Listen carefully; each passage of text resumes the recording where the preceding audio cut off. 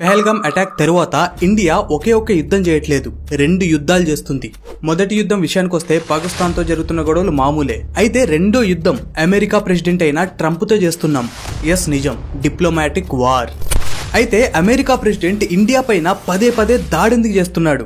ఎందుకిలా అంటున్నారంటే మనం చూసుకుంటే ట్రంప్ యాపిల్ CEO అయిన టిమ్ కుక్ మీద ఇంటర్నేషనల్ మీడియాలో ఓపెన్ గా వార్నింగ్ ఇచ్చాడు. ఏమని వార్నింగ్ ఇచ్చాడంటే ఇండియాలో ఐఫోన్స్ మ్యానుఫ్యాక్చరింగ్ అవ్వకూడదు, నువ్వు ఏదైతే ఈ విధంగా ఇండియాతో డీల్ సైన్ చేసుకున్నావో అది ఆపేసాయి, ఇండియాతో డీల్ వద్దు. I had a little problem with Tim Cook yesterday. I said to him, Tim, you're my friend, I treated you very good. You're coming in with $500 billion, but now I hear you're building all over India. I don't want you building in India. You can build in India if you want to take care of India. అయితే ఇదే Trump కొన్ని సంవత్సరాల క్రితం మోడీ మా friend, India మా మిత్రదేశం అని చెప్పాడు. Prime Minister Modi was here just recently and we've always been very good friends and he's a very smart man and a great friend of mine actually. అదే విధంగా మనం చూసుకుంటే ట్రంప్ గెలిచిన తర్వాత ఇండియాలో చాలా మంది ట్రంప్ విజయాన్ని సెలబ్రేట్ చేసుకున్నారు.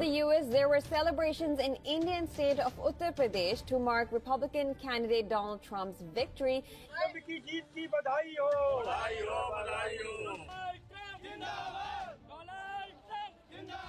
అదే విధంగా పోడ్కాస్ట్ లో కూడా చూస్తే ట్రంప్ మోడీ గురించి ఏమన్నాడంటే, మోడీ నా స్నేహితుడు, is nicest person and also killing person అని ప్రశంసలు కురిపించాడు. Modi, India.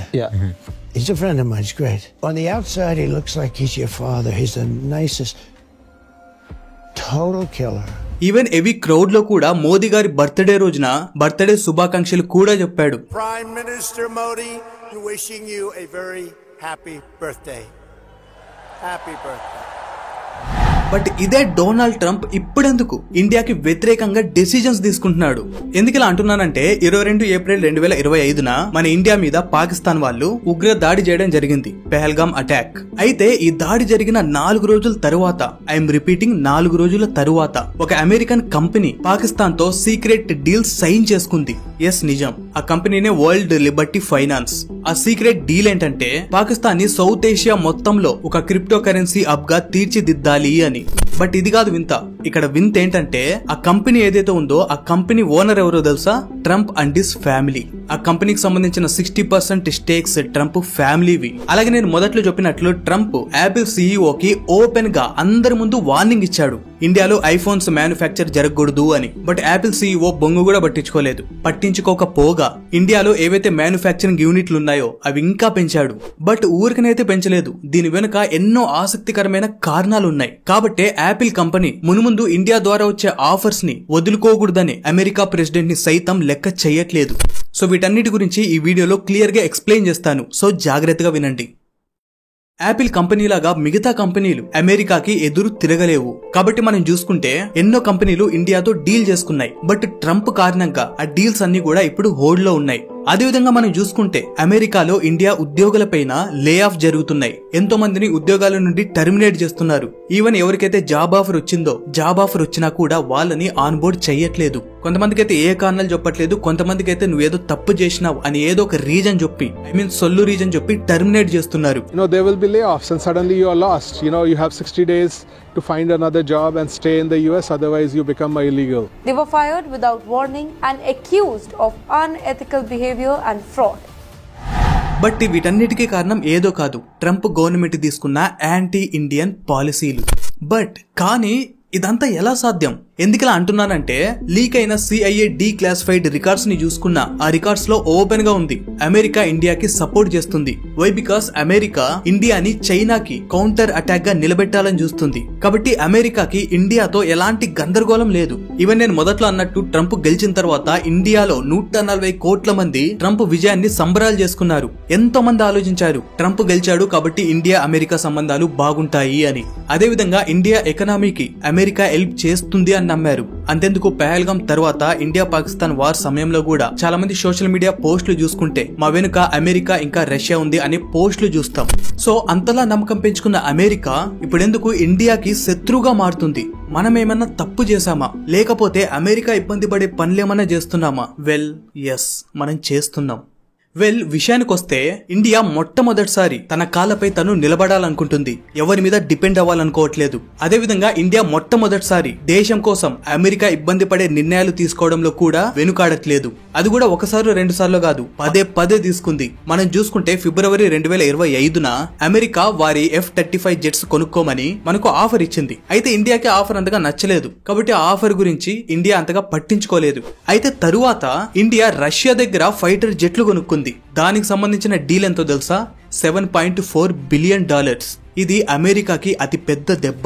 ఎందుకంటే అమెరికా వెపన్ ట్రేడ్ ని చాలా సీరియస్ గా తీసుకుంటుంది. వై? బికాస్ ఆ సేల్స్ వల్ల గ్లోబల్ ఇంపాక్ట్ పడుతుంది కాబట్టి. అంతేకాదు ఇటీవల ట్రంప్ ఇంటర్నేషనల్ మీడియాతో ఇండియా అమెరికాతో 0 టారిఫ్ డీల్ చేసుకుంటుంది అని చెప్పాడు. One of the highest tariff nations in the world. It's very hard to sell into India. They've offered us a deal where basically they're willing to literally charge us no tariff. But మన foreign minister Jaishankar గారు బొంగు అదేం లేదు, మేము ఏ 0 tariff deal కి sign చేయలేదు అని చెప్పాడు. ఇది చెప్పడమే కాదు, అమెరికాని పట్టించుకోకుండా యూకేతో ఫ్రీ ట్రేడ్ అగ్రిమెంట్ చేసుకున్నాం. ఇది మనం చూసుకుంటే చాలా బోల్డ్ మూవ్. అదేవిధంగా గత 2-3 సంవత్సరాల నుంచి ఇండియా అమెరికా శాంక్షన్స్ గురించి అస్సలు భయపడడం లేదు.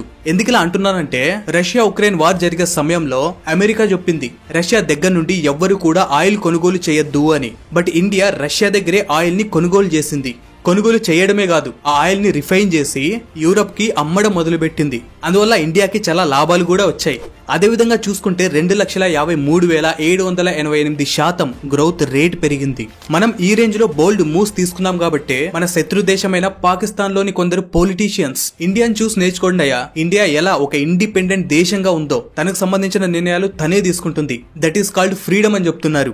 హిందుస్థాన్ కా ఫారెన్ మినిస్టర్ ये फॉरेन मिनिस्टर को उन्होंने कहा कि रूस से तेल ना खरीदो. उसने आगे से कहा तुम कौन होते हो मैं कहने वाले, यूरोप खरीद रहे तेल उनसे. ये होता है आजाद मुल्क. అదే విధంగా మనం చూసుకుంటే 2023లో ఇండియా G20ని హోస్ట్ చేసింది. ఆ G20 సమ్మిట్ లో అమెరికా ఇండియాకి చెప్పింది మీరు రష్యాని వార్ విషయంలో ఖండించండి అని.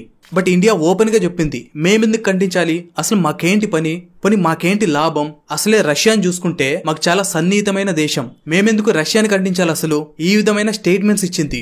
అంతేకాదు ఆపై ఆఫ్రికన్ యూనియన్ ని G20లో పర్మనెంట్ మెంబర్ ని చేసింది.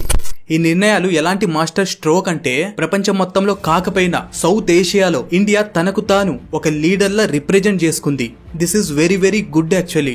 అలాగే మనం అమెరికా జైంట్ కంపెనీలైన గూగుల్, అమెజాన్ మీద డిజిటల్ ట్యాక్స్ వసూలు చేశాం. అఫ్ కోర్స్ ఆ ట్యాక్స్ కట్టింగ్ విషయాల్లో మాటలు జరుగుతున్నాయి. బట్ అయినా కూడా మల్టీనేషనల్ జైంట్ కంపెనీల మీద పన్ను విధిస్తున్నామంటే just think what we are doing, ఎంత బోల్డ్ గా అడుగులు వేస్తున్నాము. కానీ ఏది ఏమైనా కూడా అమెరికా అనేది ఒక super power for the reason of economic super power. మీలో కొందరికి తెలిసే ఉంటుంది, అమెరికా డాలర్స్ ఇంకా స్విఫ్ట్ పేమెంట్ సిస్టమ్ తో ఒక వ్యవస్థనే నిర్మించింది. అందువల్ల ప్రతి దేశం ఇంటర్నేషనల్ ట్రేడ్ విషయంలో ఈ సిస్టమ్ మీద డిపెండ్ అయి ఉన్నాయి. అలా ప్రతి దేశం డిపెండ్ అయినందువల్ల అమెరికా ఆ సిస్టమ్ ని మిస్యూజ్ చేసుకుంటుంది, అధికారాన్ని దుర్వినియోగం చేసుకుంటుంది. అలా ఆ సిస్టమ్ ని మిస్యూజ్ చేసుకోవడంలో అమెరికా చాలా ఫేమస్ కూడా అయ్యింది. ఎలా అంటే ఏ దేశం అయినా కూడా అమెరికాకు వ్యతిరేకంగా అడుగులు వేసినా, అమెరికా నిర్ణయాలకు వ్యతిరేకంగా మాట్లాడినా అమెరికా వారి పేమెంట్ సిస్టమ్ ని బ్లాక్ చేస్తుంది. అలాగే ఆ దేశం డాలర్స్ ఉపయోగించకూడదని ఆ దేశం పైన బ్యాన్ విధిస్తారు. ఇలా చేయడం వల్ల ఆ దేశ ఆర్థిక వ్యవస్థ చాలా దెబ్బతింటుంది. కనుక చివరికి చేసేదేమీ లేక ఆర్థిక సంక్షోభం నుంచి బయటపడ్డానికి అమెరికాకి తలూపాల్సి వస్తుంది. నేను ఇదంతా కూడా అమెరికా మీద కోపంతోనో లేకుంటే ఏదో సోది చెప్పట్లేదు. మనం చూసుకుంటే సిరియా, రష్యా, ఇరాక్ దేశాల విషయంలో ఇదే జరిగింది. అయితే ఇండియా ఈ ట్రేడ్ విషయంలో కూడా ఒక బోల్డ్ మూవ్ తీసుకుంది. బట్ ఈ బోల్డ్ మూవ్ చాలా సైలెంట్ గా అలాగే అగ్రెసివ్ గా జరుగుతుంది. ఒక కొత్త international trade route India Middle East Europe economic corridor నిర్మాణం జరుగుతుంది. మనం మ్యాప్ ని చూసుకుంటే ఇవి నోబెల్ చౌక్ పాయింట్స్ అండ్ ఇది చైనా BRI ప్రాజెక్ట్. ఇప్పుడు మనది ఐమెక్ చూసుకుంటే ఈ విధంగా ఉంటుంది.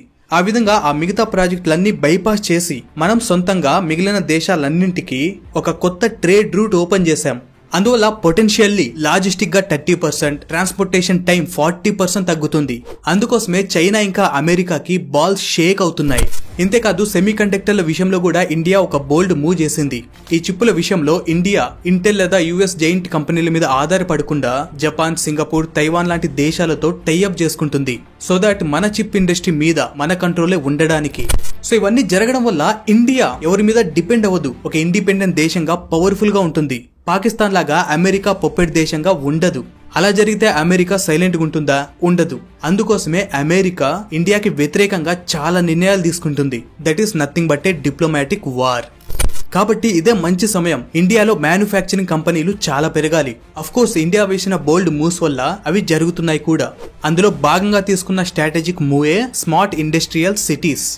ఇక్కడ ఇంకొక విషయం, నవంబర్ 2024 చైనాలోని సీఈఓలతో అలాగే సిఓఓలతో చేసిన ఒక సర్వే ద్వారా తెలిసింది. 2024లో చైనాలోని 64% కంపెనీలు చైనా నుండి వేరే దేశానికి షిఫ్ట్ అవుతున్నాయి. అదేవిధంగా ఎన్నో కంపెనీలు చైనా నుండి ఇండియాకి షిఫ్ట్ అవ్వాలని చూస్తున్నారు. ఇప్పుడు ఇండియా వారి ప్రిఫర్డ్ డెస్టినేషన్. బట్ ఇవన్నీ చూస్తున్న నాకు this is not a just business move, this is silent revolution. Friends, ఇవన్నీ విన్నా మీరే చెప్పండి, ఇండియా తీసుకుంటున్న నిర్ణయాలు సరైనవా కాదా? కామెంట్ చేయండి. అలాగే ట్రంప్ మామ ఇండియా మీదే కాదు, ఎలాన్ మస్క్ మీద కూడా ఎన్నో వ్యతిరేక పనులు చేస్తున్నాడు. ఆ వీడియో కూడా త్వరలో రాబోతుంది. ఆ వీడియోని మిస్ చేయకూడదు అనుకుంటే stay tuned with us. Thank you and జై హింద్.